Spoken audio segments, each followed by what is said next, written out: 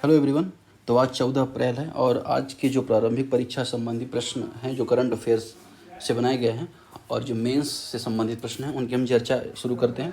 पहला प्रश्न आज बात कर रहा है भारत में प्रत्यर्पण अधिनियम 1962 के बारे में कि जो प्रत्यर्पण अधिनियम है जिसमें एक देश से कैदी दूसरे देश लाए जाते हैं। जैसे अभी क्या हुआ है कि तहव्वुर राना करके एक कैदी हैं जिनकी जब मुंबई अटैक हुआ था उन्हें मास्टरमाइंड उन्हें माना जाता है, तो उन्हें डिपोर्ट किया गया भारत। तो उससे संबंधित ये एमसीक्यू और आर्टिकल भी आया था, उसके संबंध में है। तो इसका सही आंसर होगा डी, विदेश मंत्रालय अधिनियम के तहत केंद्रीय प्राधिकरण के रूप में कार्य करता है ये अधिनियम। और जबकि अंतिम प्रत्यर्पण निर्णय सरकार के पास होता है, यह न्यायिक समीक्षा के लिए खुला है। यहाँ पे बात हुई कुछ अधिनियम के बारे में, बात है कुछ प्रक्रिया को नियंत्रित करता है जिसके तहत एक देश में अपराधी होने का आरोप लगाने वाले व्यक्ति को दूसरे देश को सौंपा जाता है। साथ ही साथ नोडल एजेंसी इसमें विदेश मंत्रालय कार्य करता है, भारत सरकार को अंतिम सिफारिश करता है। कार्यपालिका की भूमिका, प्रत्यर्पण का अंतिम निर्णय केंद्रीय सरकार के पास होता है, न कि न्यायपालिका के पास। हालांकि यह निर्णय न्यायिक समीक्षा से बाहर नहीं है, न्यायालय इस निर्णय की समीक्षा कर सकते हैं ताकि यह सुनिश्चित किया जा सके कि यह कानूनी संवैधानिक प्रावधान के अनुरूप है। दूसरा, कारपोरेट नैतिकता व स्थिरता के संदर्भ में ब्लू वॉशिंग शब्द का क्या अर्थ है? ब्लू वॉशिंग शब्द का अर्थ क्या है? इसका सही आंसर होगा बी, एक भ्रामक रणनीति जिसमें एक कंपनी अपने नैतिक सामाजिक स्थिरता के प्रति प्रतिबद्धता को बढ़ा चढ़ाकर प्रस्तुत करते हैं बिना वास्तविक बदलाव किए।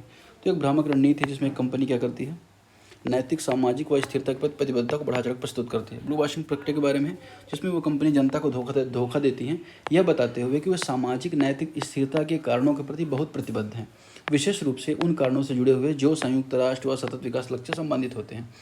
जो ये शब्द है ब्लू वॉशिंग, इसका नाम संयुक्त राष्ट्र के ध्वज के नीचे नीले रंग से लिया गया है। यह संकेत करने के लिए कंपनियां अपने यूएन पहल के साथ जुड़ी हुई होने का फ़ायदा उठाती हैं, लेकिन बिना कोई वास्तविक प्रयास किए अपनी छवि को बढ़ाती हैं। प्रश्न 3 बात कर रहा है शहरी जीवन शैली और पर्यावरणिक कारकों के संदर्भ में सार्वजनिक स्वास्थ्य पर प्रभाव के संदर्भ में बयानों पर विचार कीजिए। इसका सही आंसर होगा बी, उच्च वायु और शहरी जीवन शैली सूर्य की रोशनी के संपर्क को सीमित करती है, जिससे विटामिन डी का प्राकृतिक संश्लेषण होता है। फिर यहाँ पर बात कर रहा है 2 क्यों गलत है? विटामिन डी कैल्शियम के अवशोषण और हड्डियों के सामान्य खनिजकरण के लिए महत्वपूर्ण है। इसकी कमी बच्चों में रिकेट्स, वयस्कों में ऑस्टियोमलेशिया, ऑस्टियोपोरोसिस का कारण बनती है। तो विटामिन डी भी आवश्यक होता है शरीर में जो धूप से मिलता है, इसके महत्व को ये प्रश्न रेखांकित करता है। प्रश्न क्रमांक 4 बात कर रहा है भारत में क्षेत्रीय ग्रामीण बैंक आरआरबी की संरचना कार्यों के संदर्भ में निम्नलिखित बयानों पर विचार कीजिए। यहाँ पर बात कर रहा है क्या, तो दूसरे स्टेटमेंट यहाँ पर गलत है, बाकी स्टेटमेंट सही है। तो गलत क्या है, क्षेत्रीय ग्रामीण बैंकों को व्यावसायिक बैंकों की तरह कोर बैंक के संचालन करने की अनुमति नहीं है, स्टेटमेंट गलत है। क्षेत्रीय ग्रामीण बैंक को व्यावसायिक बैंकों की तरह कोर बैंक संचालन करने की अनुमति है, जैसे बचत है, चालू खाता, ऋण देना लेना, जमा प्राप्त करना, मोबाइल इंटरनेट बैंकिंग, ये सब क्षेत्रीय बैंकों को भी अनुमति प्राप्त है। इसका मतलब क्या है कि इसे 1976 के द्वारा स्थापित किया गया, तो ये सही बात है और इन्हें अनुमति भी है कोर बैंकिंग की।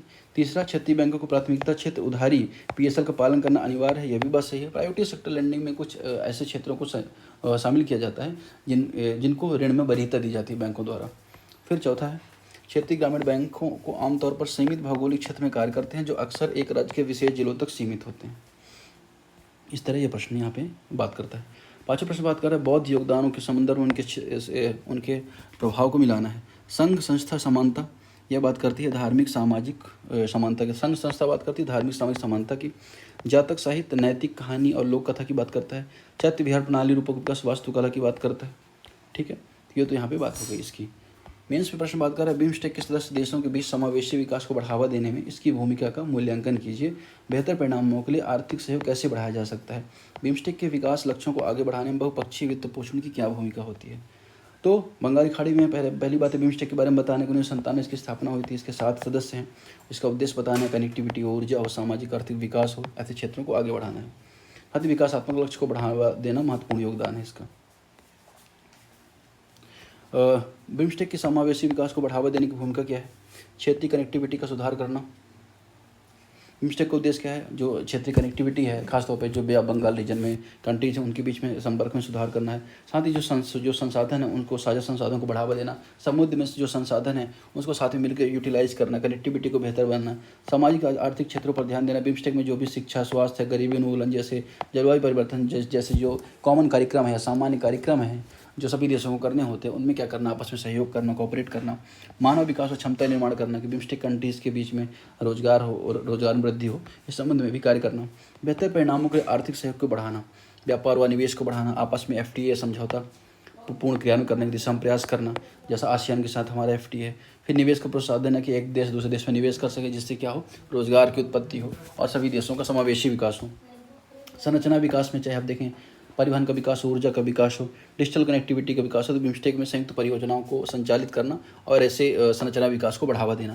क्षेत्रीय सहयोग स्थापित करना, जैसे कृषि हो, पर्यटन हो, नवीकरणीय ऊर्जा क्षेत्र हो, इनमें क्या किया, सहयोग के साथ संबंध स्थापित किए जा सके, जिससे सहकारी अनुसंधान, विकास, खाद्य जैसे सामान्य चुनौतियों को हल किया जा सके। फिर लोगों से लोग, पीपल टू पीपल कनेक्टिविटी को इंश्योर करना, जैसे टूरिज्म वगैरह को बढ़ावा दिया जा सके, लोगों में आपस में संपर्क बने।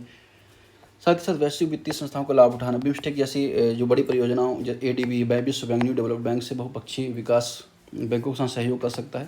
साथ इनको लोन देने में सुविधा प्रदान करना, जिससे समावेशी विकास को सुनिश्चित किया जा सके। क्षेत्रीय विकास बैंक, बिम्स्टेक विकास निधि, एशियाई इंफ्रास्ट्रक्चर इन्वेस्टमेंट बैंक क्षेत्रीय विशिष्ट चुनौतियों के लिए लक्षित वित्त पोषण प्रदान कर सकते हैं, विशेषकर कम विकसित क्षेत्रों में।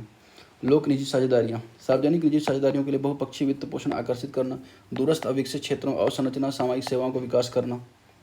जलवायु परिवर्तन वित्त पोषण, बिम्स्टेक देशों को प्राकृतिक आपदाओं, जलवायु परिवर्तन के प्रति संवेदनशीलता देखते हुए क्षेत्र अंतर्राष्ट्रीय जलवायु कोषों, ग्रीन क्लाइमेट फंड का लाभ उठा सकता है। निष्कर्ष, बिम्स्टेक क्षेत्रीय सहयोग के माध्यम से समावेशी विकास को बढ़ावा देने में महत्वपूर्ण भूमिका निभाता है। व्यापार अवसंरचना, साझा संसाधनों, आर्थिक सहयोग बढ़ाकर संगठन अपने विविध देशों की विकासात्मक आवश्यकता को पूरा कर सकता है। ये बात हो गई यहाँ पर। प्रश्न क्रमांक 2 बात कर रहे हैं पर्यावरण प्रभाव मूल्यांकन EIA एहतियाती उपायों में केवल औपचारिक प्रक्रिया बन गए। इस कथन का समालोचनात्मक परीक्षण कीजिए। देखिए, इन्वायरमेंट इम्पैक्ट असेसमेंट को लाया गया था, जिससे जो विकास संबंधी कार्य हैं उनका पर्यावरण पर क्या असर होता है उसको जाना जा सके, तथा उस परियोजना को मंजूरी देनी है नहीं देनी, इस संबंध में निर्णय लिया जा सके। लेकिन यहाँ पर अभी क्या है, औपचारिक प्रक्रिया एक तरह से बन गई, इसका क्रिटिकल एनालिसिस करना है, क्योंकि कई बार ऐसा अभी क्या हुआ है कि जो विभिन्न संकाय हैं वो कहीं ना कहीं इसको कमज़ोर करने की दिशा में कुछ कदम उठाए हैं। EIA एक महत्वपूर्ण उपकरण है जो पर्यावरण प्रभावों को मूल्यांकन करता है। इसके बारे में हमने देखा कि पर्यावरण कितनी क्षति हो गई, पारिस्थितिकी कितना नुकसान हो रहा है, जिससे उनकी भरपाई कहीं ना कहीं कंपनी के माध्यम से की जा सके। फिर अगर आप देखेंगे अभी क्या हो रहा है, कठोर मूल्यांकन की कमी है। अगर आप देखें बार बार उन्हें बदलाव करके वैसे मूल्यांकन कमजोर किए जाने का प्रयास किया गया है। कमजोर प्रवर्तन अनुपालन करना, जहाँ पर कानून है भी उनको क्या किया जाता है, बहुत ही लेट इंप्लीमेंट किया जाता है ना, और ये सारी चीज़ें हैं। टिक द बॉक्स दृष्टिकोण से परियोजनाएं बिना गहन जांच के आगे बढ़ जाती हैं, उनका प्रॉपर जांच भी नहीं हो पाती, प्रॉपर मॉनिटरिंग, सोशल ऑडिट नहीं हो पाती है।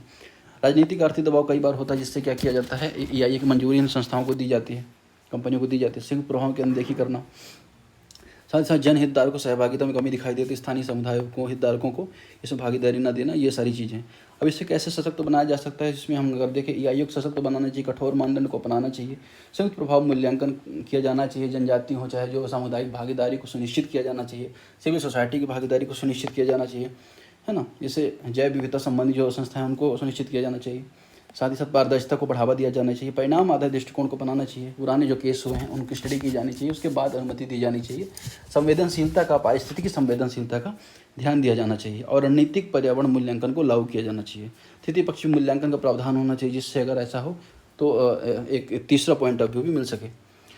EIA एहतियाती केवल प्रक्रिया आधारित उपकरण में परिवर्तन इसकी प्रभावशीलता कम करता है। यदि इसे फिर से प्रभावी बनाना है तो इसे परिणाम आधारित बनाना आवश्यक है, जिसमें मजबूत प्रवर्तन, बेहतर जन सहभागिता, संयुक्त दीर्घकालिक प्रभावों का समावेश हो सके। तो ये तो बात हो गई आज के MCQ और मेंस प्रश्न की। आज के लिए बस इतना ही।